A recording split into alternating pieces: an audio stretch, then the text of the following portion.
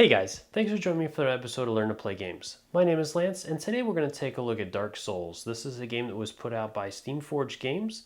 It is a 1 to 4 player fully cooperative game, and the box says that it takes 90 to 120 minutes, which if you can pull that off in your game, you are absolutely amazing as a player.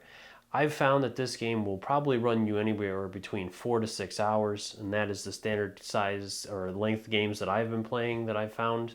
Now, you can cut that in half by just playing up to a mini boss or giving your characters some items and then going after a main boss. That would probably drop it down to 2 to 3 hours, depending upon some of those different things. So, in the game, like you'd expect, you are playing Dark Souls. Your characters are going to be going through different encounters and gaining souls and fighting all those nasty bad guys that are just going to punish you to no ends. They are unrelenting. They will activate all the enemy models each time at the start of a turn, and then one hero will go, and then they will activate again, all of them, and then another hero will go. So they are definitely going to punish you. They're going to pound you, and you're going to get exactly what you're asking for when you're stepping into the world of Dark Souls. So that being said, the game itself, like I said, you're going to pick one of 4 different character types, and each one have some varying stats to them and a couple little special abilities to make them unique between each one of them. And then there are a number of mini bosses that you will be fighting, so you get to choose one of those at the beginning of the game. And then if you decide to fight a main boss after that, once you've defeated the mini boss, then you'll go through that full setup again and select a main boss and then continue on your way, going through different encounters until you're ready to fight that main boss. And it's just like the video game, you have a certain number of sparks that your team can use in order to go through, and if you are able to remain alive and continue to have sparks, if you ever run out of sparks and you die, then the game is over and you've all lost, and you'll be able to hold up that little "you're dead" sign because you've died. So, as far as my opinions of the game so far, I have had a good time with it, but I don't know how long it's going to hold out. As far as the game is concerned itself, if you take away the fact that it's based in the Dark Souls game, so if you've never played Dark Souls, you don't care for Dark Souls, if you're just playing this game as a board game, I think that those kind of players are going to have a little bit of a hard time with this because this game has a lot of grinding to it. You're going to play through those encounters multiple times, so you're going to be working your way through those same tiles, playing against the same enemies over and over again to build up those souls to be able to purchase your treasure and to be able to level up your characters. And then you're going to fight the mini boss, and if you can live through that, then you're going to do it all over again. So there's a lot of time and effort that goes into this game, and with it being such a long game, you may not see this one come out on the table as much because people may not want to play a 4 or 6 hour game all the time. So that being said, the only other things that I kind of had some issues with are the size of the treasure deck. I mean, I have no problem going through a game and grinding, but it just seems like this treasure deck is so big and there's so many different items in it that it's very hard sometimes to get good items for your characters, and so you could spend 3 hours just grinding and that's it. You didn't get what you needed out of the treasure deck because you're just never going to get through it, and so you just get slaughtered in the end, and so you played for nothing. Which, I mean, obviously, if you've played the Dark Souls game, you're kind of expecting some of that. So those players that have played the Dark Souls video game, I think are really going to enjoy this game because it's just as brutal as those video games are and will punish you no matter what you do and what choices you make. And so you really have to work as a group. And so that's some of the positives that I think are one of the big things that I really, really like about this game is your endurance track. Because you have a very limited amount of endurance overall, and both your health, your damage that you take, so your hit points, and the stamina that you do to use actions, both combined in that chart, and if they ever touch, then your character dies. So you have to really weigh out the decisions that you make in the game, and do you go all in? Do you go in for that big attack and hope that you can bring that character down or that model down before they get a chance to retaliate and just kill you? So I really like that aspect, as it really makes the players think and talk with each other to say, hey, you do this and then I'll do this. And so what do you think of this? And, that kind of stuff. So I really like that. And I think that really brings in a lot of the player interaction. And so that was a really big point for me. On top of that, the epic bosses or the final bosses and the mini bosses are a lot of fun. They definitely add a lot of flair to the game, and each one of them will work a little bit differently as they have their own behavior cards and things like that. That really make them stand out. So those are really like the high points of the game. The grinding is okay initially, and then, like I said, later on it might get to be too much.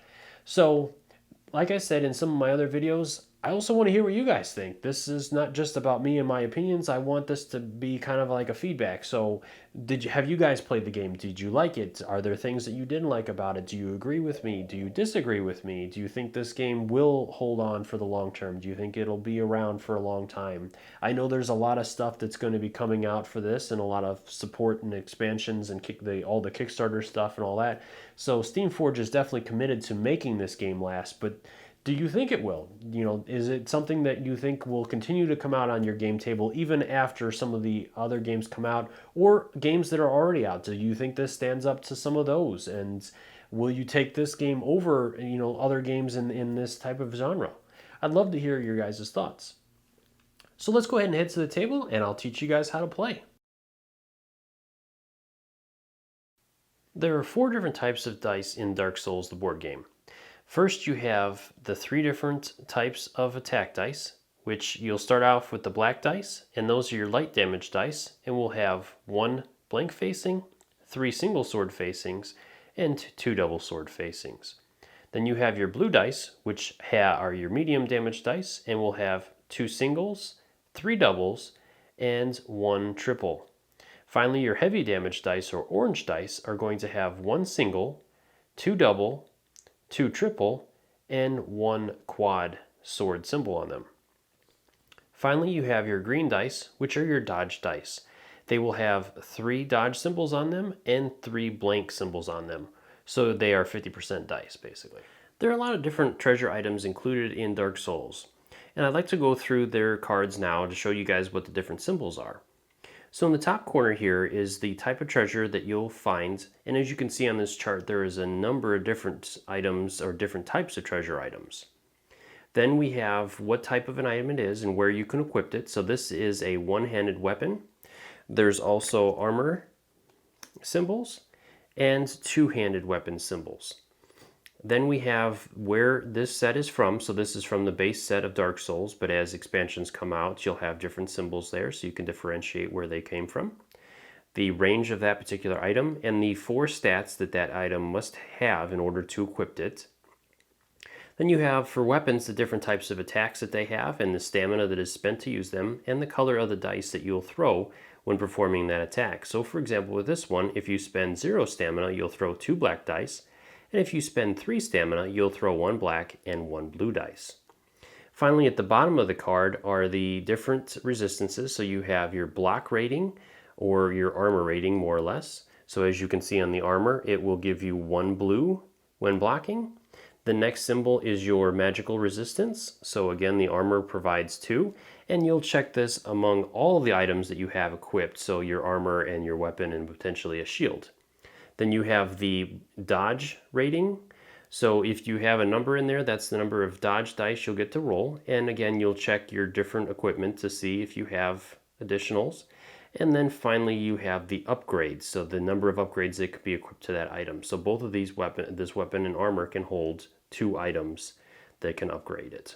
Finally, here we have a couple of different upgrade cards, which again have the same type of symbols on them, except for in the top corner here is going to be the type of upgrade it is. So this one is a weapon upgrade versus this one that is an armor upgrade. And again, you must meet the requirements of the stats for the upgrade to equip it as well as whatever item you're equipping it to. And then finally at the bottom of the card is going to be some of the different effects of that upgrade. For example, with the poison gem, this one will add a poison to the attack with the weapon that it's equipped on. Each player is going to choose a character they'd like to play as, and then they will go ahead and gather their character board. They're also going to gather their miniature for that board and 4 white cubes that they will place for each of their stats going down the base track. Then they will also get 3 tokens, 1 for their luck, 1 for their heroic action, and then 1 for the flask. Finally, they're going to gather their starting equipment, which is labeled by their symbol on the back of the card, as well as in the top corner of the card. They can go ahead and place those out as well into their different slots. Then let's go ahead and take a look at the character board. So in the middle of the board is the character's name, along with its taunt level, which is used when determining which character an enemy model will attack. Then we have the stat progression, which is going to cover their 4 main stats, which are strength, dexterity, intelligence, and faith. And each one of these stats can be upgraded from the base level to tier 1, 2, or 3, and each stat must be upgraded individually. From there, then we have the endurance track at the bottom here, which will track the number of stamina that you've used, as well as health that you've taken. So as you use stamina, you will place black cubes in those slots based on the stamina you use. And then as you take damage, you'll place red cubes going in the other direction. Now, if these two ever meet, say in like it does here in this situation, then your character will die and you'll have to go back to the bonfire. Now, moving around the board, you have these 3 tokens, which are each single-use tokens. The first one up here is your action token, or heroic action. So when you use that, you'll be able to use your character's heroic action. You have the flask token, which when used, will be able to remove all stamina and health that you've currently taken. So you'll be able to clear everything off of that board. And then finally, we have the luck token, which when used, will allow you to reroll one of your dice that you've just rolled. Then we have the player's inventory, which you have 2 hand slots for your weapons. You have an armor slot and a backpack slot, which you can place additional armor weapons into. You'll also notice there are 2 slots underneath each of the items, and these are the upgrade slots for upgrades to that particular item, if it can equip it. Finally, in the bottom corner here, we have the Ember token, which if your character finds an Ember in the treasure, and your character is selected to get the Ember token, then they will be placed there. And we will go into what those do later. Before I get into the main board setup, I want to go over the bonfire tile, as this is your character's home base, so I want to just kind of go through the different features of it. So the first thing is the bonfire itself, which is going to hold your spark token, and that is the number of sparks that your players will have to use throughout their encounters. Then over here we have the soul cache, so as your players gain souls, you're going to keep them in the soul cache there. And we have a spot for your treasure deck and inventory. So when you're creating your treasure deck, you're going to go ahead and grab the starting cards for each of your characters. They each have 5 initial treasure cards, which you guys can see the icon for those up top there. So we have our Herald and our Warrior. And we also have the common treasure cards. So those are the cards that are going to be included in the treasure deck, and so you would grab all those, shuffle them up, and place them face down on the treasure deck.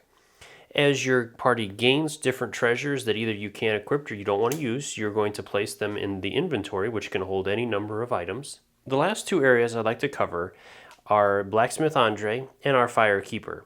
So in a previous encounter, I was able to pick up a couple of a weapon and an upgrade.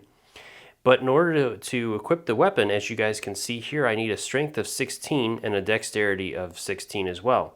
So I'm going to head over to the Firekeeper to upgrade my stats to tier 1 for strength and dexterity. So in order to do that, I'm going to have to spend 2 souls to upgrade my strength to tier 1 and 2 souls to upgrade my dexterity to tier 1 as well.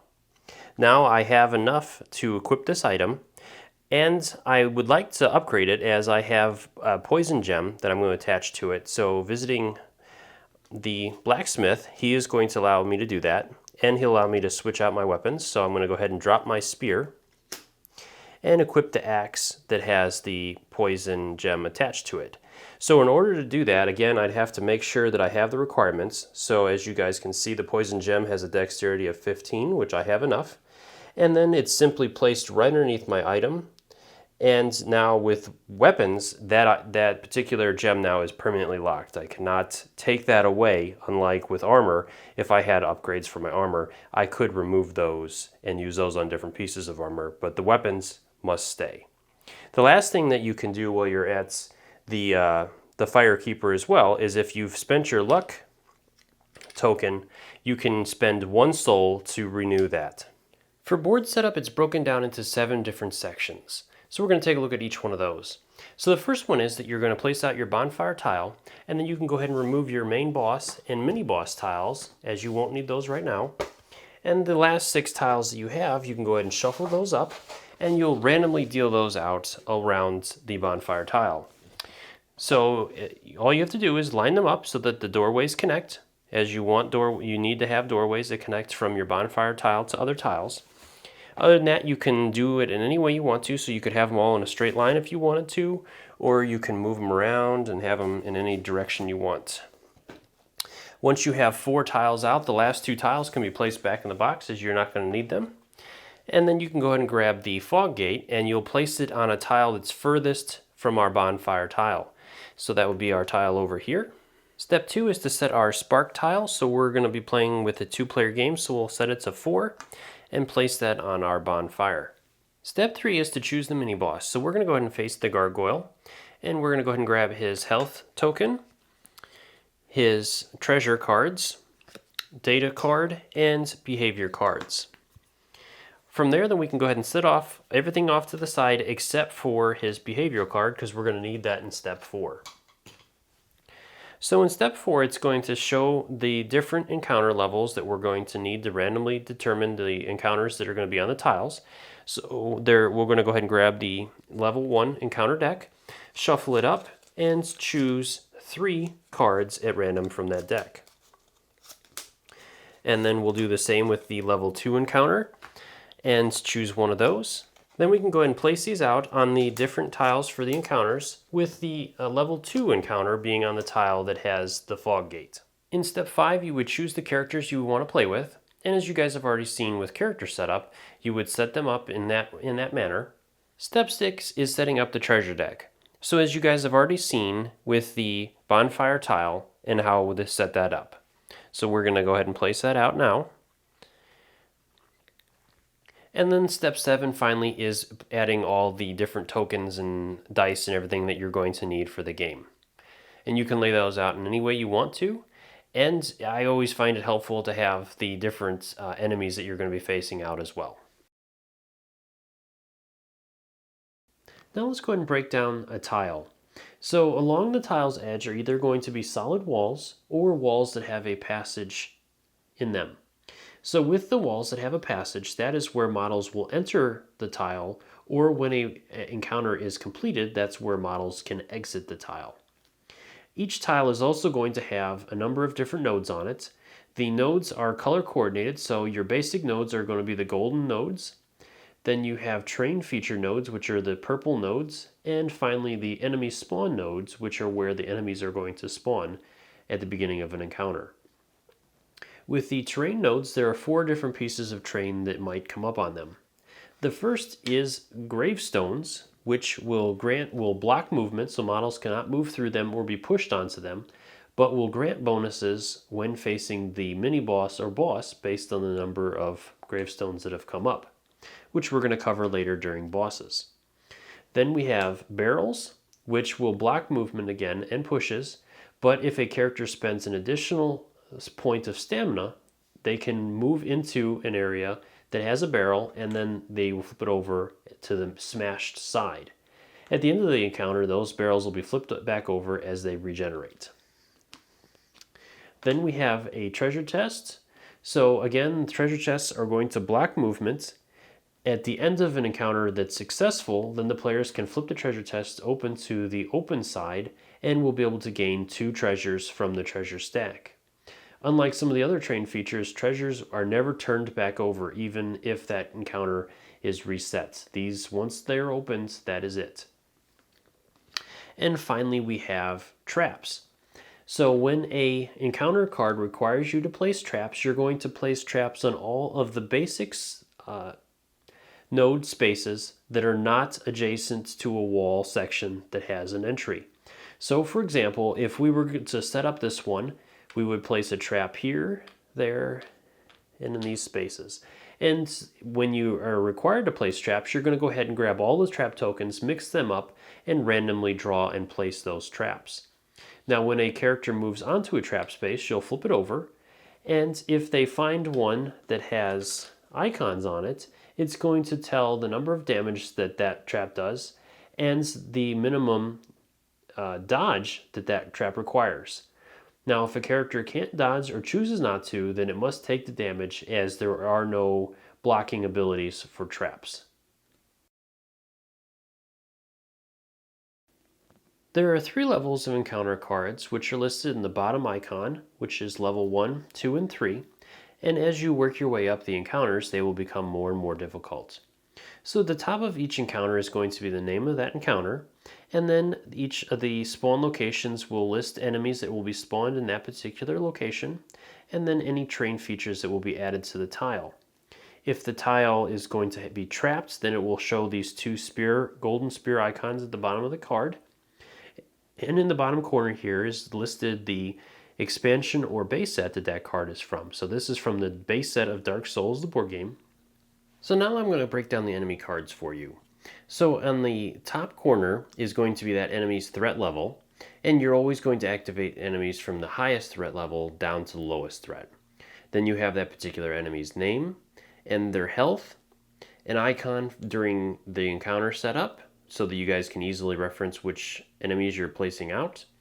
Then we have the enemy's range, their block and resist ratings, and their dodge rating. So if you're going to try to dodge an attack, this is the number of successful rolls you'll need.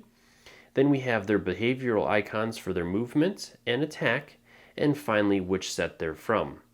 So let's go ahead and take a look at these behaviors a little bit more. Now the book does a really good job of outlining each of these particular ones so that no matter which card you're using, you can always find and reference it. But basically, first off, with the movement one, it's going to tell you if it's going to move towards characters or away from them. So this one says it's going to move 2 nodes towards, and this circle here means the nearest character. So it's going to move 2 nodes towards the nearest character. And then over in the attack icon, first off, the swords and shield mean that it's a physical attack, where the little flares here mean that it's a magical attack. And then it's going to tell you some different icons. So you have the push result icon, and so you also have, again, the circle, which means that it's going to target the nearest character.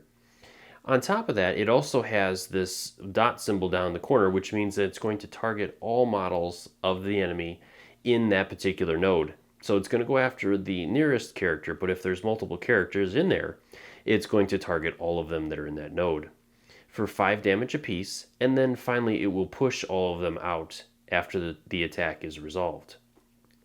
So going over to our other enemy here, just for a couple of different examples, with the crossbow hollow, he is going to go ahead and move 1 node away from the character that has the aggro token, which is what the skull means. And then he's going to use a magical attack that's going to do 3 damage, and it's going to target the character that has the aggro token. And you're going to see this more in combat. So I've condensed everything down to show you guys the different features of the board and the player boards in the game. As like I said, in setup, normally you'd have 4 boards on top of your bonfire board. So before we get into setting up an encounter and going through the different things, I want to cover movement real quick, as both the characters and the enemies will have similar movement. So for our character here, each of these spaces that has the red cube in it is considered a legitimate space that he can move into with 1 movement point, no matter which direction he goes, and the same thing applies for enemies. Now there are going to be terrain features on different areas and that will stop you from moving into different nodes, but otherwise each time you move, then the nodes will change in which ones you can legally move into. Now, another thing I want to cover real quick is pushing. So each node can have a maximum of 3 models in it. So if we had a situation like this, and our character over here, the warrior, it was his turn, he can move into this node, but then he has to choose one of these models that he wants to push out, which can be one of the enemy models or his fellow player. As he has an attack that can hit both enemy models, let's go ahead and shove out the other player. So in order to push a player or another model, you would just choose one of the adjacent squares to move them into. So we're going to just go ahead and shove him over there. So now we're going to go ahead and begin the game. So our players are going to choose which tile they want to move into. So they're going to go ahead and move into this tile. So at this point, we're going to flip over the encounter card and set up the tile. So this is the unlighted chamber. And so for our sword spawn point, we're going to receive a hollow soldier and a hollow crossbowman. And for our double sword spawn point, we will receive a silver knight swordsman. Then for our train features, we have a treasure chest on one space and the barrel on the other space. And there are no traps in this particular this encounter, as there are no golden spears. From here, then the players will choose one of the 3 starting nodes to place their characters in, and they can both be on one, or they can split them up and have them on different tiles.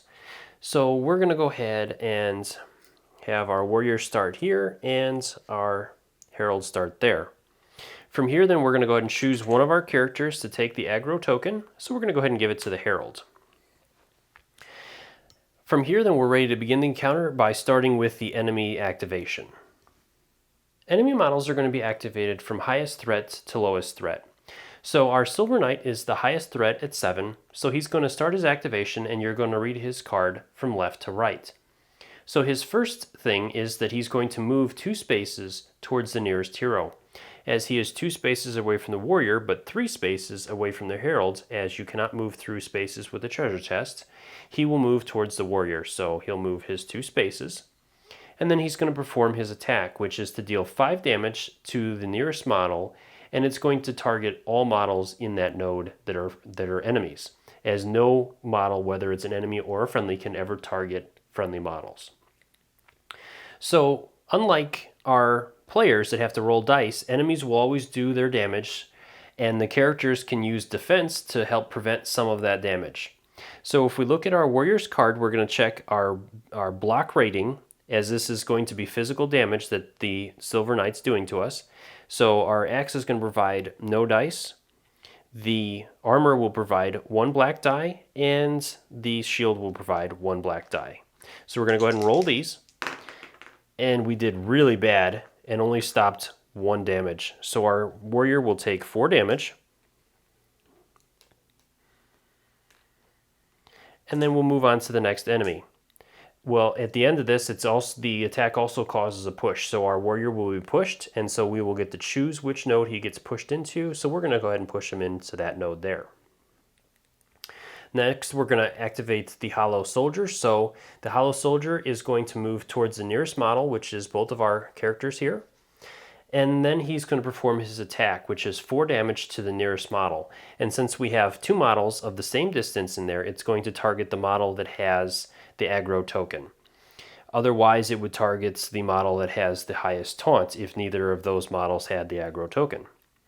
So the Herald has a couple of options. It can use its armor for blocking, which is 2 black dice, or he can try to dodge, as his armor lets him roll 1 dodge die. So let's go ahead and see how a dodge works. So he's going to go ahead and spend 1 stamina and roll the dodge die. He missed the dodge, so he's going to take the full brunt of the damage, so he'll take 4 damage.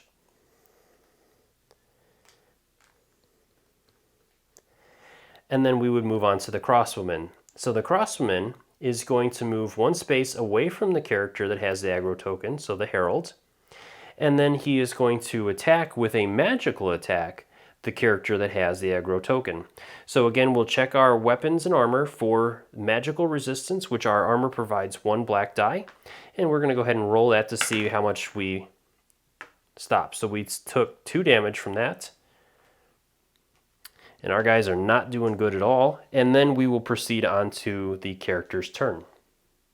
Moving into the player's turn, the first time in a game, you will get to choose which character is activated.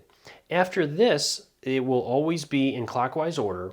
Even after an encounter is over, then the player that will be the next one to activate will receive the first activation token. So this is the only time this will happen. So we're going to go ahead and have the Herald be the first one to go, as he is in some trouble here. So he will gain the aggro token, and he will be able to take away up to 2 stamina from his endurance track. As he's only used 1, he will get to remove that. And then we'll get to activate him. So during a character's turn, they can do 2 different actions. They can perform 1 attack with each weapon that they have equipped. So if he had 2 single-handed items, he could do an attack with each one. And they can move. Now, for movement, there are 3 different types of movement. You have a walk, which you can do 1 time during a character's activation, which will allow them to move 1 space for free. As our Herald is using a spear, which does not allow you to attack an enemy in the same spaces that you're in, he would need to do that. So we're going to go ahead and move him with his walk ability. From here, if the character wants to move any additional spaces, they must spend 1 stamina per space that they want to move. And then there are some terrain features and things that will require additional stamina to be spent to do that. So our character doesn't want to really move anymore, as he's in range of 2 different enemies. So from here, then he's going to go ahead and choose and perform one of his attacks. So he's going to go ahead and look at his spear, which says that he can do 0 stamina, and it'll allow him to roll 1 black die, or he can spend 3 stamina and use 1 black die, and it'll give him +1 damage. So we're going to go ahead and do that. So we're going to roll our 1 black dice, or 1 black die. It does 1 damage plus the 1 that it does, that does plus the 1. So it'll do 2 damage total. And if we look at the Hollow Crossman, his block resistance, or his block rating is 1, so it will reduce that damage by 1. And then he has 1 health, which will be enough to kill him. Now at this point, since our character moved, he is not allowed to move anymore. You must either move before your attack or after your attack. You cannot do both, but there are some items that will allow you to move after the fact, or to move both before and after. But otherwise, normally you cannot. So the last thing our Herald is going to do is to spend his flask and take away all of the damage and stamina that he's used so far. Because he knows he's going to get attacked again, and he would not be able to survive through another attack. So at this point, then we're going to move back over to the enemy's turn, and we're going to go ahead and activate the Silver Knight. So he's going to move in with our warrior, as he is the closest model, and then he will do his attack. So he's going to roll his 2 black dice, and so we stop 2, so we'll take 3 damage with our warrior, and then we will also be pushed, so our warrior will be pushed here. And then we will activate the Hollow Soldier, who is going to move towards the closest model, which we're tied. So it's going to move towards the model with the aggro token, which will be our Herald. So our Herald's going to go ahead and attempt to dodge again. So he's going to spend 1 stamina and roll our 1 dodge die. This time we're going to go ahead and say that he passes the dodge. So when you pass a dodge, you're going to roll into any adjacent space that you would like. So we're going to go ahead and move him up here. And when you successfully dodge, you're going to avoid not only the damage that that model does, but any conditions that that model does as well. From here, then we're ready to move back into our next hero's turn. So it's going to be our warrior. So during a hero's turn, you remove up to 2 stamina, and our warrior doesn't have any yet. And then you will gain the aggro token. So we're going to go ahead and have our warrior move into our space down here and attack the Silver Knight. So he's going to use no stamina and roll 2 black dice. And he needs at least 3 swords in order to drop the knight. So he's going to go ahead and spend his lucky coin to try to re-roll one of these dice. He does roll what he needs. So the knight is going to have a block rating of 2, so it'll remove 2, and it has 1 health, which will be enough to kill it. From here, then we will activate the final soldier, and so he's going to go after our warrior up here. So our warrior is going to go ahead and roll his 2 defensive dice. And he stops 3, so he'll take 1 damage. And then it will move in back into our player's turn. So our herald will remove 1 of his stamina and gain the aggro token. Now you can also rearrange your items, so if you have like a more powerful weapon that's a double-handed weapon in your backpack, you can also switch that out during the beginning of your turn. So he's going to need to move up, so he'll move up 1, and then he's going to go ahead and perform his attack. So he's going to spend 3 stamina to do the more powerful attack. He's going to roll his 1 black dice, and he does 2 damage plus the additional damage from the attack. So he'll do 3 damage, which is more than enough to kill that enemy. So at this point, we've cleared the encounter, and so both of our characters can clear all of their endurance tracks. The last hero, or the next hero to activate would be the warrior, so he will receive the first activation token for the next time that the characters are going to go. From here, then we will resolve the treasure chest as it was a successful encounter. We'll flip that over and we gain 2 treasure. And for each hero that is in the encounter, so we have 2, they will gain 2 souls apiece. So we'll receive 4 souls. Now, if for example, let's go ahead and say that one of our heroes had died from one of those attacks. At that point, the heroes would be moved back to the bonfire tile. You must spend 1 spark. You would get to renew any tokens that our heroes have used, and any souls that you have in the soul cache would be placed on, let's say that the herald died, they would be placed on that space.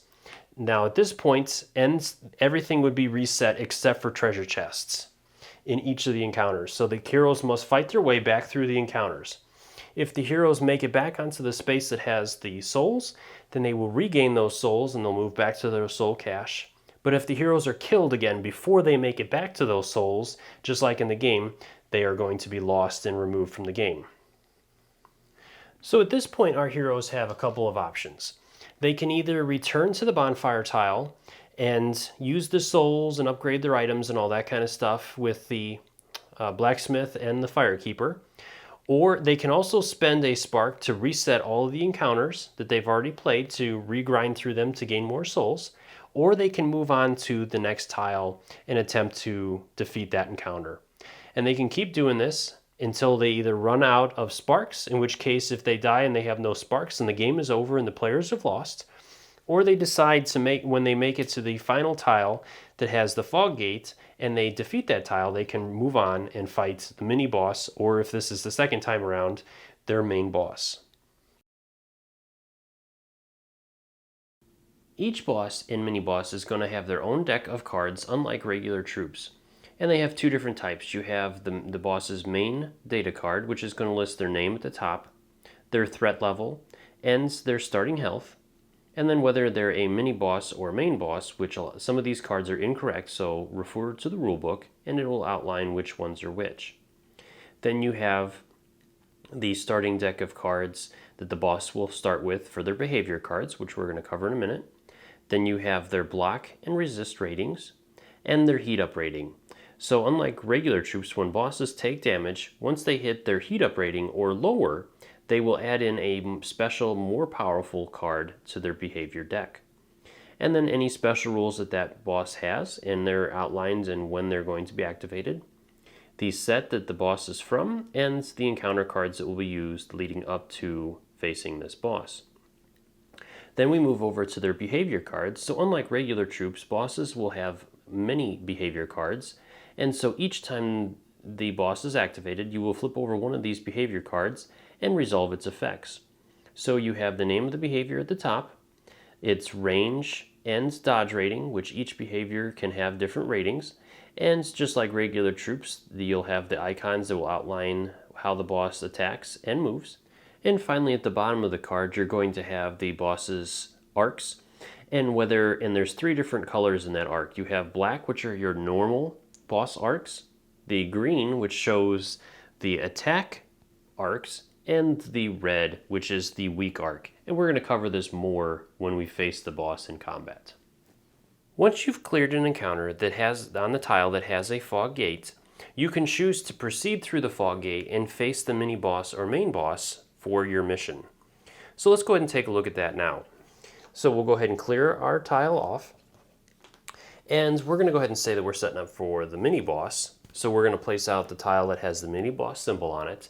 But if we were fighting the main boss, then you would include this tile and the main boss's tile, which is going to have the main boss symbol on it. So for the mini boss tile, we're going to set that up so our characters would start in one of these 3 nodes, so we'll just put them over there. And then we're going to go ahead and grab the mini boss that we're going to be facing, and he will start here. And then we're going to go ahead and set up the mini boss. So, like I talked about, we're going to grab his main data card. And so it's going to tell us his starting health, so we're going to set that on his dial. And then it's going to tell us his behavior cards. So a mini boss or main boss has a whole deck of behavior cards. And so this deck is going to be broken down into 2 different types of cards. You have regular cards, and you have the cards with the heat up symbol on them.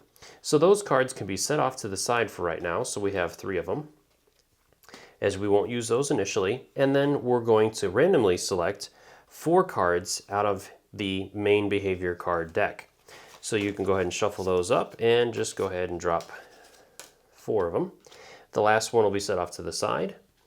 This deck here will be shuffled up, and this will be the behavior card deck. So before I move into combat with the mini boss, I want to go over the boss's base real quick. So in order to do this, I'm going to go ahead and move this guy off for a second and bring this other boss in. So a boss's base is broken into 4 different sections. You have his front arc, his 2 sides, and his rear arc. And there's a big X going through the base, as you guys can see. So when you're lining up a boss, you always want its front facing to be facing a node and its X's to be intersecting nodes diagonal with it. This way you're breaking each section of nodes into one of the facings of the boss. So you're never going to want to have it like this, where the boss's X lines are not intersecting nodes. So with that being said, anytime a node is intersected by one of these lines, as you would extend it out, those nodes are going to be considered to be in the arcs of both the side and front, or side and rear. And then the nodes that are completely in one area are only going to be considered into that boss's area.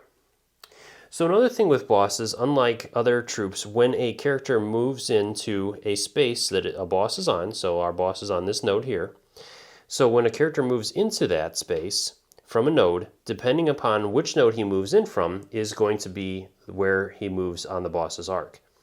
So with our character over here being on this node, which splits into the boss's side arc and front arc, the character could choose to move into the boss's side or front. And you would actually place the model physically on those sections. And again, the central node that the boss is on can only hold 3 figures as usual, or 1 boss figure. So if another boss was in there, it would push this boss out. So again, with our character here, if he moved in, he would have to move into the boss's front arc. From there, he can spend additional movement points to move from one arc to another. Now we're ready to move into combat with the mini-boss. So at this point, the boss is going to activate just like any other enemy model first. And so he's going to go ahead and flip over a behavior card, which is going to dictate what he does this turn. So this particular one is a tail whip, and we're going to resolve it just like the regular enemy cards from left to right. And so he's going to attack first, and unlike some of the other troops, with his attack, he's going to target all nodes in the arcs that have the green arrows, which are going to be his side arc here and his rear arc. So if the characters were in this node, or any of his rear arc nodes, including ones over here, then they would have to resolve the damage. As none of our characters are there, then we don't have to worry about it. So then moving over to his next icon, he's going to move 1 node away from the character that has the aggro token, which is our herald over here. As he can't move away because he's at the end of the line, or the back of the board, he's just going to stay there and not do anything. At this point, we're ready to move into our character's turn. So our warrior is going to be the one to go this time. So again, he would regain 2 stamina if he used any yet, which he hasn't, and then he would gain the aggro token. From here, then he needs to get into base contact with the boss if he wants to fight him. So he's going to go ahead and do his free move to move here, and then he's going to spend 1 stamina to move into the boss's front arc. And as the boss's front arc is also his weak point, when our character attacks, he's going to gain 1 additional black die. So then we're going to go ahead and perform an attack, and our characters don't have any fancy equipment, so I'm just going to go ahead and make something up. So our character, let's say our character has an orange, a blue, and a black dice. On top of that, he will get his 1 black die for being in the weak arc, and then he'll go ahead and roll these dice as normal. So he rolled pretty well with a total of 9 damage. And then he's going to reduce that by our boss's block rating, so 2, so it drops it down to 7, and then he would apply the damage to our boss's token, so he would drop it down to 19. At this point, his attack is done. So now we're going to activate the boss again. So he's going to flip over his next card in his behavior deck, and we have the Halberd Thrust. So this one is going to move our boss 1 space towards the character with the aggro token, and it's going to push those characters as well that it moves into or through. So our character here is going to have to be pushed, and so he must move into a node that is still in the arc of the node that he started in, and then our boss would turn to face him if he needed to. So let's go ahead and say, with this one, our boss is already facing our character, but let's go ahead and say, for example, our character was over here that had the aggro token. At the point when our boss is going to line up, he would go ahead and turn to face that character so that his front node is completely facing that character. From here, then our boss is going to go ahead and move 1 node, and again, he would push our character. From there, then he's going to perform an attack against the character that has the aggro token. So our character is going to take 6 damage, and he could choose to try to dodge, as the dodge rating is a 1, if our character is able to. So our character does have 1 dodge rating, so let's go ahead and roll 1 dodge die and see what happens. Our character did not pass, so he's going to take the full brunt of the attack, so he'll take 6 damage. And then it would move into our next character's turn, which is the Herald. And so you would continue doing this, resolving each card as the boss attacks. And then, like I said, when the boss's deck runs out, you would not reshuffle these cards. You would simply just flip them over and start again. So we already know that that first card is going to be the Tail Whip card.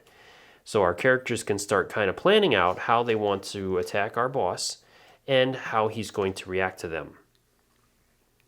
So like I said, as the characters do damage to the boss, once he reaches his heat up point, which is 12 or less, so let's go ahead and say that we knocked him down to 11 points. At this point, the boss is going to go ahead and add his heat up card. So as we talked about earlier, we have 3 heat up cards with this boss, so we'd shuffle those cards up, choose 1, and then shuffle it into the card deck. So it says with him, he's flying high. So after heat up, characters in the Gargoyles node must spend 1 additional stamina to perform an attack action. So then we're going to go ahead and shuffle these cards up. So our characters will have to relearn what cards come up. And then we would continue on with the boss fight until either one of the characters is killed, in which case that would end the boss fight and they would have to go back to the bonfire tile and work their way back if they still had sparks. Or if they defeat the boss, we'll go ahead and say that they've defeated the boss. They would receive the boss's treasure cards, and those would be added to their inventory at the bonfire, and they could equip them as if they had the proper stats and whatnot. And then the characters would gain a number of sparks equal to, or the number of souls equal to the number of sparks that they had remaining. So if our characters had 2 sparks remaining on the bonfire token, then they would each receive 2 souls for defeating that mini boss. Now that we've defeated the mini boss, we're ready to move back into a secondary setup. So we would clear our fields of the different tiles that we have and bring back those other 2 tiles that we didn't use. So we're going to reshuffle our 6 tiles and replace out new tiles in different ways. And again, you're going to place out the fog gate in the furthest area. So we'll just go right back over here where we had it last time. For step 2, you're going to go ahead and reset your spark dial back up to your starting sparks. So with us being a 2-player game still, we're at 4 again. This time around, you're going to go ahead and choose a main boss instead. And again, you're going to get his health dial, his data card, and his behavioral cards.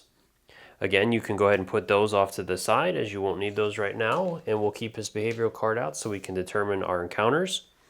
For step 4, so we need 2 level 2 encounters and 2 level 3 encounters. So our level 2s, we'll go ahead and put those here and there, and level 3s we'll put here and here.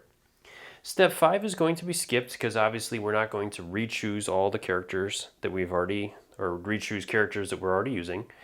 And then step 6 with the treasure deck, you're not going to remake a new treasure deck, but you're going to add additional treasure to that deck. So you're going to add each player that you're using, their character has 5 transpose cards that you'll add to it, which are the cards with the blue symbols as you guys can see here. And then you're going to go ahead and grab the legendary card deck, shuffle it up, and randomly choose 5 cards from that as well to add to your treasure deck. All these will be added to the deck, and that deck will be shuffled back up, so now your characters have a chance to find much more powerful items that they'll be able to use when facing the final boss. At this point, you're ready to start the second round of the second part of the game, where you're going to go and start your encounters again, going to try to fight our final boss. Well, I hope you guys found that video helpful. As always, if you have any questions, please leave them in the comment section below, and I'll do my best to answer them.